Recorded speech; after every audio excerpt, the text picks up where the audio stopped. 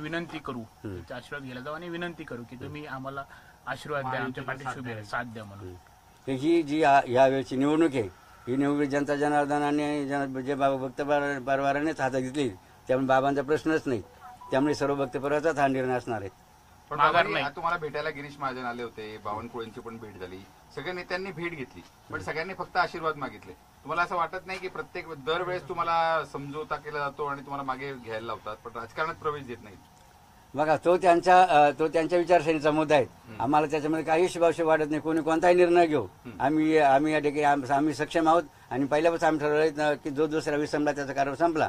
पहिल्यापासून आम्ही निर्णय घेतलेला आहे ठाम की आम्ही या वेळेला कोणी आम्हाला तिकीट द्यावा घर न देऊ, आम्ही या वेळेला लढणार आणि जिंकणार. महाविकास आघाडी महायुती दोन तगडे या नेत्यांचं आव्हान असणार आहे, तिथे कॅन्डिडेट असणार आहेत.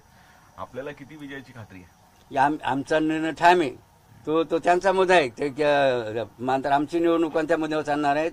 लढा राष्ट्रहिताचा आणि संघर्ष शुद्ध राजकारणाचा. या माध्यमात आम्ही काय वेगवेगळी निवडणूक लढणार आहोत. आपण म्हणतो तो काम आहे वगैरे जे होईल ते आपल्याला निश्चित पाहायला मिळेल. भविष्यामध्ये ही निवडणूक कशा रीतीने चालू आहे. पण आपल्याला विजयाची किती खात्री? नाही, विजय आमचा पक्का निश्चित आहे. आमचा ठाम खात्री आम्हाला या संदर्भामध्ये. ओके, चलो ठीक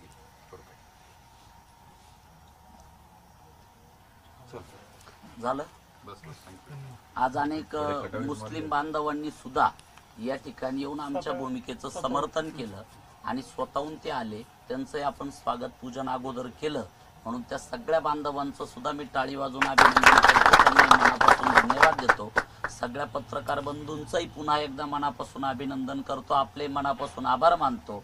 आणि आता मात्र तुमची साथ, इथून मागं तर खूप साथ होती, आता खरी साथ गरजेची आहे, एवढी अपेक्षा सगळ्यांकडनं करतो. बाबांचा धर्म